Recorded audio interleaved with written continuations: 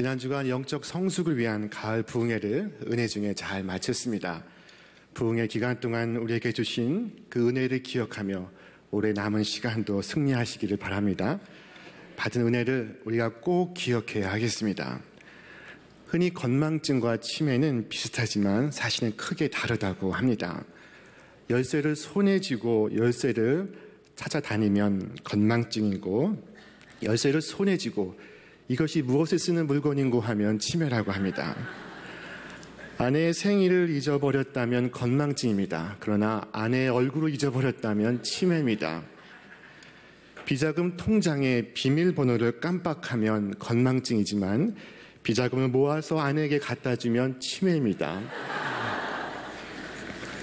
건망증과 치매는 이처럼 비슷하지만 건망증은 심해질수록 걱정이 큰 반면에 치매는 심해질수록 아무 걱정이 없다는 것이 큰 차이입니다. 오늘의 말씀은 이 기억에 관한 것입니다. 이스라엘 백성이 여호수아와 함께 요단강을 건넜습니다. 여호수아서 4장의 말씀을 오늘 우리는 묵상하고 있습니다. 추수 때가 되어 강의 물은 뚝방 위까지 차서 흘러가고 있었습니다. 건너기 어려운 상황이었습니다. 그러나 언약궤를 맨 이들이 먼저 강물에 발을 내딛자 위에서부터 흐르던 물이 멈추기 시작했습니다. 백성들이 강을 건너는 동안 언약궤를 맨 이들은 강 한복판에 우뚝 서 있었습니다. 마침내 백성들이 다 건너자 여호수아는 12지파에서 각기 한 사람씩을 뽑아 요단강 가운데 가 돌 1개씩을 집어오라 말합니다. 우리 함께 말씀 읽겠습니다. 그 모든 백성이 요단을 건너가기를 마침에 여호와께서 여호수아에게 말씀하여 이르시되 백성의 각 지파에 한 사람씩 12사람을 택하고 그들에게 명령하여 이르기를 요단 가운데 제사장들의 발이 굳게 선 그곳에서 돌 12를 택하여 그것을 가져다가 오늘 밤 너희가 유숙할 그곳에 두게 하라 하시니라. 그리하여 12지파에서 뽑힌 12명의 사람들이 그 강 한복판에 나아가 12개의 돌을 가져옵니다. 그리고 그들이 머물렀던 곳에 그 돌을 모아 기념비를 세웠습니다. 그들이 돌을 세운 그곳은 길갈이라는 곳이었습니다. 여호수아는 12개의 돌을 모아 세우고는 이렇게 말했습니다. 후일에 너희의 자손들이 그들의 아버지에게 묻기를 이 돌들은 무슨 뜻이니까 하거든 너희는 너희의 자손들에게 알게 하여 이르기를 이스라엘이 마른 땅을 밟고 이 요단을 건넜습니다. 너희 하나님 여호와께서 요단물을 너희 앞에서 마르게 하사 너희를 건너게 하신 것이 너희 하나님 여호와께서 우리 앞에 홍해를 말리시고 우리를 건너게 하심과 같았나니. 하나님은 이스라엘 백성이 저 앞에 여리고로 향해 진격하기 전 요단강을 돌아보며 그곳에서 행하신 역사를 먼저 떠올릴 것을 명하셨습니다. 여기서 중요한 사실은 이스라엘 백성으로 가나안 땅에 첫 발을 딛게 하신 분은 하나님이시라는 것입니다. 앞으로도 세상 속에서 이스라엘은 긍휼을 만나게 될 것입니다. 그때 이스라엘 백성들이 할 일은 다른 것이 아닙니다. 오직 하나님이 행하신 것을 기억하는 것입니다. 세상을 이기는 비결, 그것은 기억하는 것입니다. 사탄의 공격에 대항할 최고의 무기는 놀랍게도 우리의 이 기억입니다. 시편의 시인은 노래했습니다. 내 영혼아 여호와를 송축하며 그의 모든 은택을 잊지 말지어다. 그가 내 모든 죄악을 사하시며 내 모든 병을 고치시며 내 생명을 파멸해서 속량하시고 인자와 긍휼로 관을 씌우시며 좋은 것으로 내 소원을 만족케 하사. 여러분, 이 하나님의 역사를 여러분의 일기에 낱낱이 기록하시기를 바랍니다. 마음속에 기념비를 쌓으시기를 바랍니다. 승리를 경험하실 때마다 기념탑을 만드시기를 바랍니다. 그리고 새로운 난관에 맞서서 하나님의 지난 은혜의 역사들을 훑어보시기를 바랍니다. 하나님이 주신 모든 복, 하나님이 응답하신 모든 기도를 돌아보시기를 바랍니다. 개인적인 일이라 죄송합니다만 제가 31살에 미국에 유학을 떠나 영어로 고생을 많이 했습니다.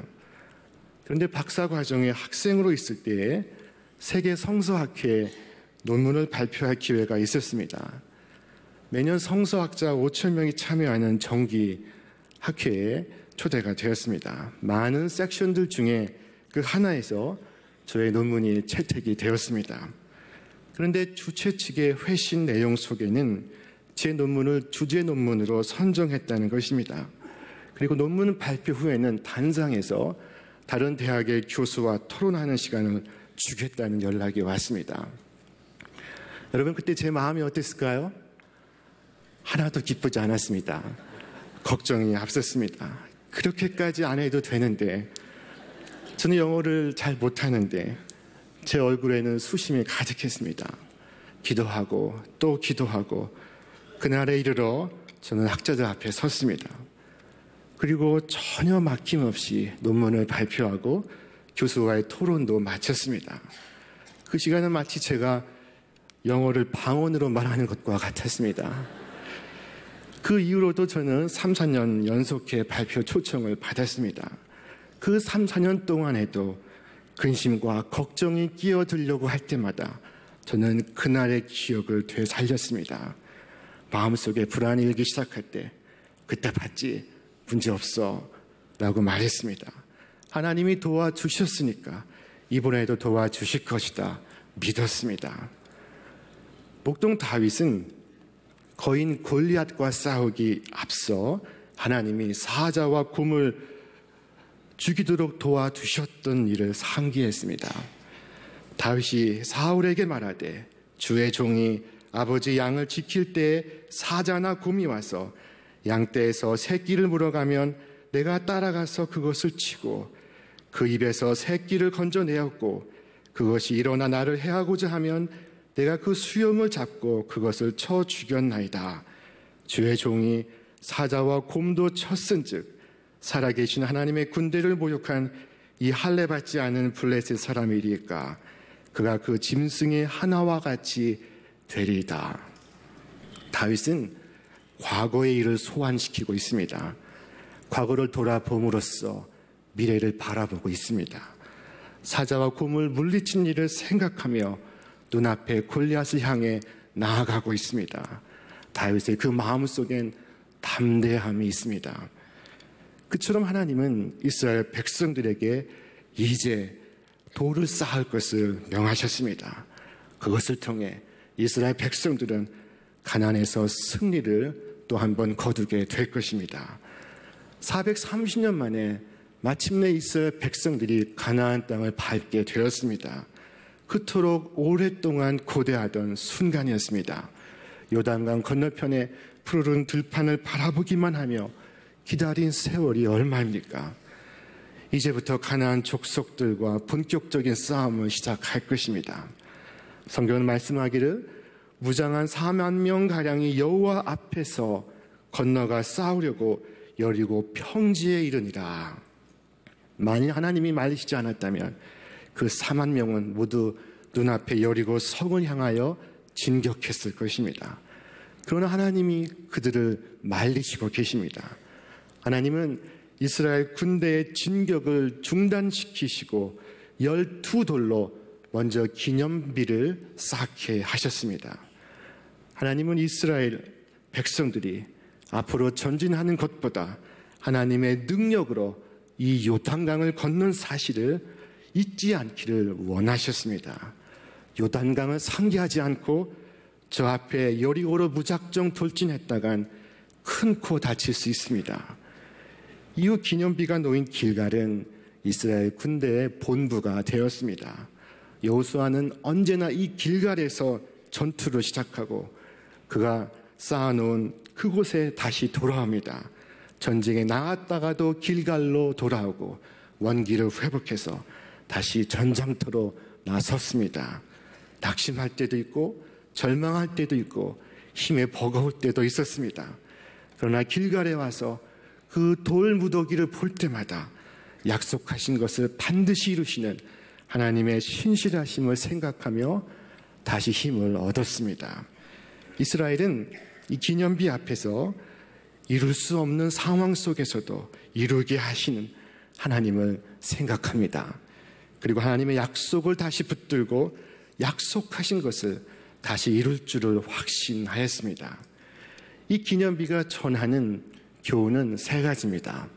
첫째, 하나님이 당신의 하나님이시라는 것을 기억하라는 것입니다. 여호수아서 4장 23절과 24절에 보면 너희 하나님 여호와께서라는 말이 반복됩니다. 너희 하나님 여호와께서 요단물을 너희 앞에서 마르게 하사 너희를 건너게 하신 것이 너희 하나님 여호와께서 우리 앞에 홍해를 말리시고 우리를 건너게 하심과 같았나니 이는 땅의 모든 백성에게 여호와의 손이 강하신 것을 알게 하며 너희가 너희 하나님 여호와를 항상 경외하게 하려 하심이라 하라. 하나님은 이스라엘 백성들에게 자신들이 누구인지 누구의 것인지 기억하라 말씀하셨습니다. 마치 새롭게 전학을 간 곳에 아이를 처음 학교에 보내는 엄마를 생각해 보시기를 바랍니다. 책가방을 다 쌌습니다. 아침 식사도 끝냈습니다. 이제 학교 갈 시간이 이르렀습니다. 아이는 이제 문을 열고 학교에 나가야 합니다. 하지만 엄마가 현관에서 아이를 불러 세웁니다. 몸을 낮추고 아이와 눈 맞추고 부드러우면서 엄한 음성으로 말합니다. 엄마가 한 말 기억하지? 네가 누구인지 잊으면 안 돼. 네가 누구의 아들인지 잊지 마. 여러분, 우리는 누구입니까? 성경은 우리에 대하여 하나님의 자녀라 말씀합니다. 영접하는 자, 곧 그 이름을 믿는 자들에겐 하나님의 자녀가 되는 권세를 주셨으니, 또한 성경은 이르기를 우리가 그리스도의 친구라고 말씀합니다. 이제부터 너희를 종이라 하지 아니하리니 종은 주인이 하는 것을 알지 못함이라. 너희를 친구라 하였노니 내가 내 아버지께 들은 것을 다 너희에게 알게 하였습니다. 또한 성경은 우리가 그리스도의 몸의 일부라고 말씀합니다. 너희는 그리스도의 몸이요 지체의 각 부분이라. 또한 성경은 우리가 그리스도 안에서 충만해져 아무것도 부족함이 없는 자라 말씀합니다. 너희도 그 안에서 충만하여졌으니 그는 모든 통치자와 권세의 머리시라. 또한 우리를 가리켜 정죄에서 자유로운 자라 말씀합니다.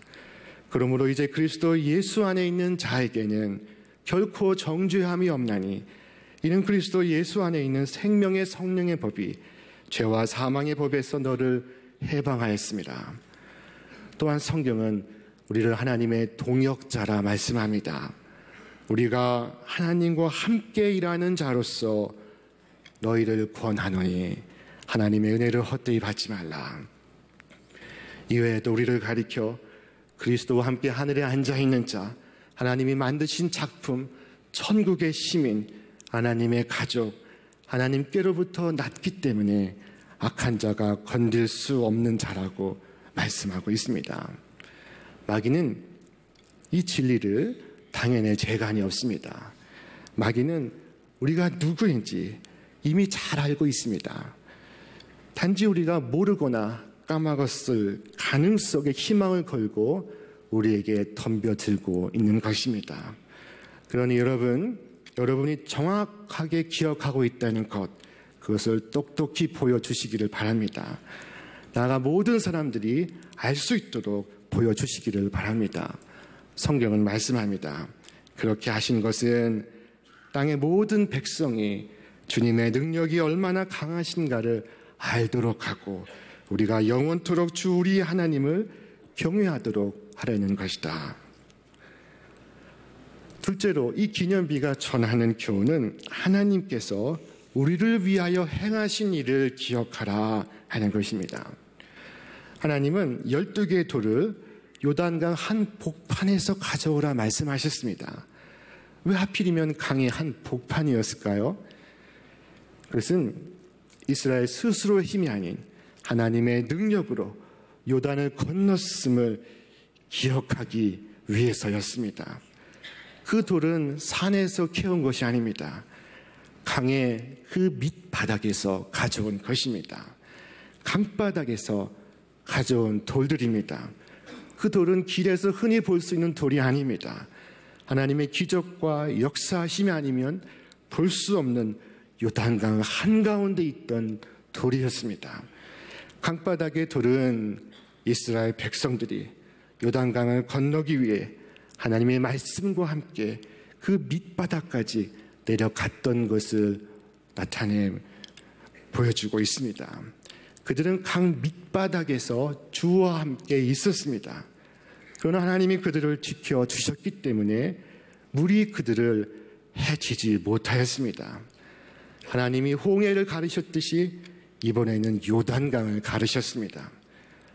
이스라엘 백성들은 강바닥에서도 하나님의 능력으로 전혀 이상이 없었는데 이제 무엇을 두려워하겠습니까?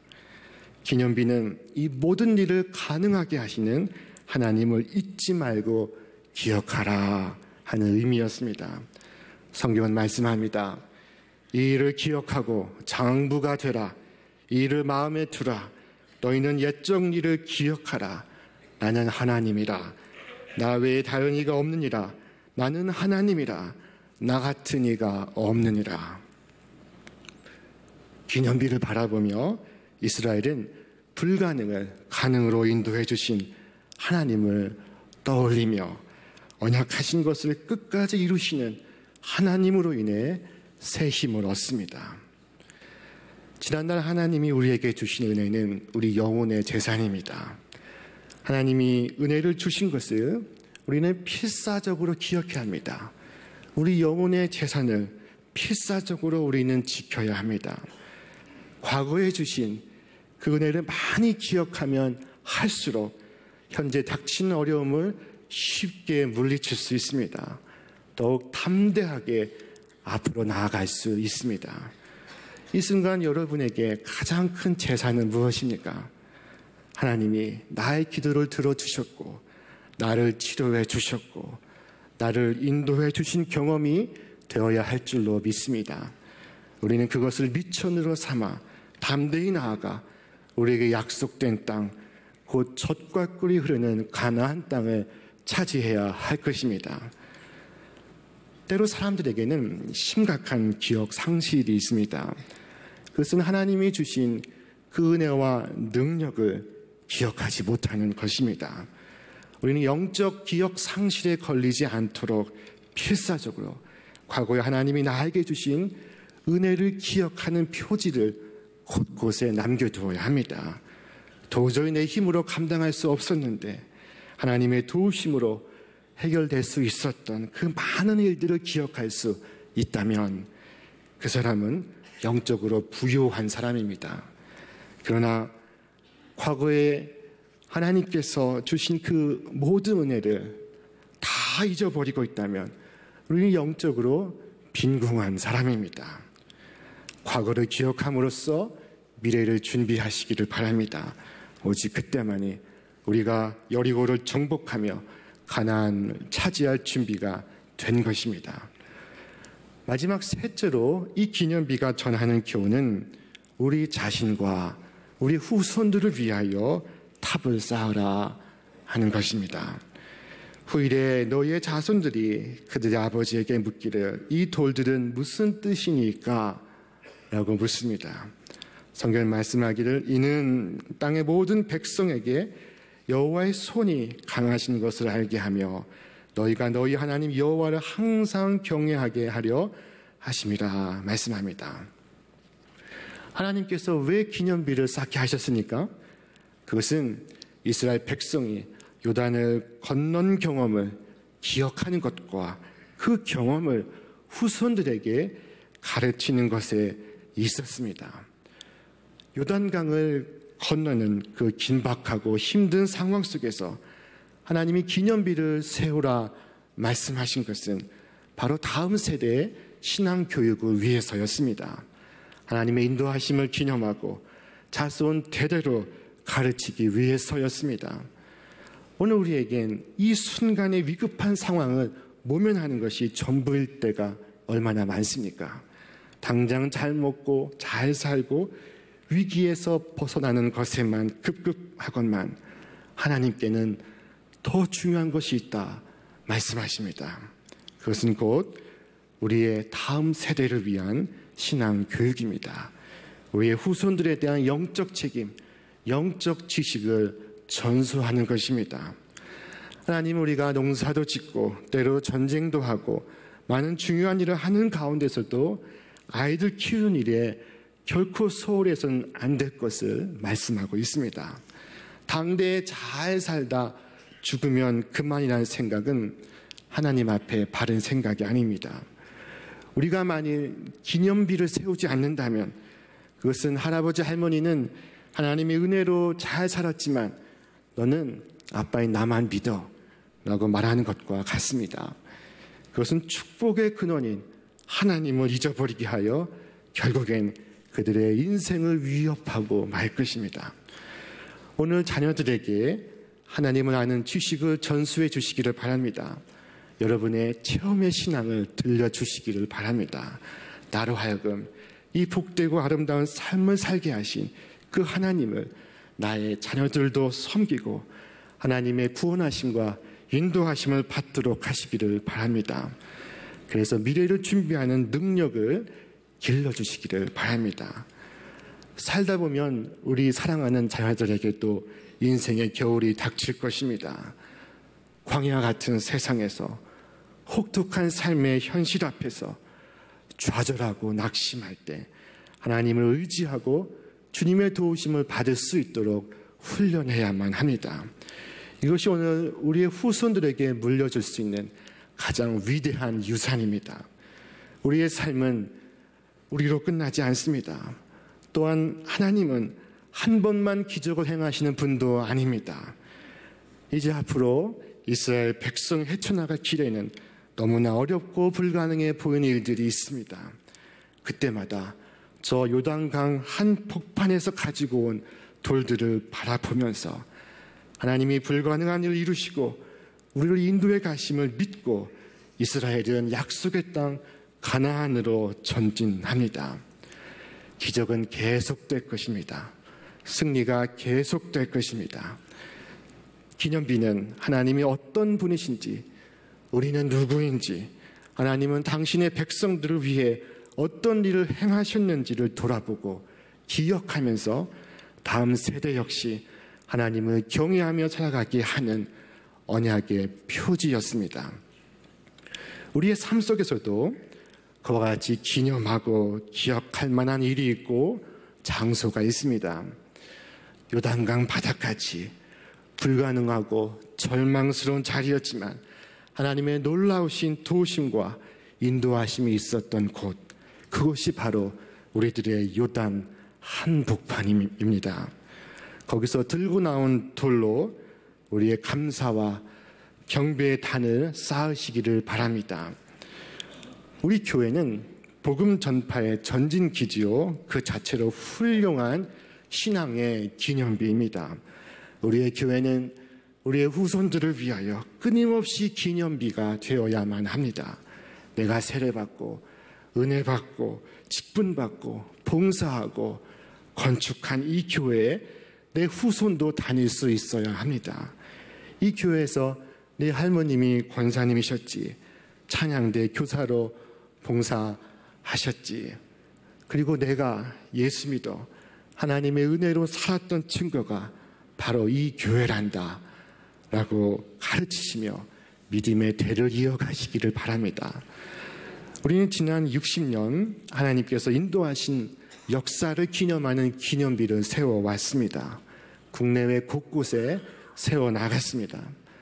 특별히 이달 위례 신도시에 입당하는 위례 세움교회 건축은 우리 교회 창립 60년을 기념하여 빚어낸 믿음의 기념비입니다.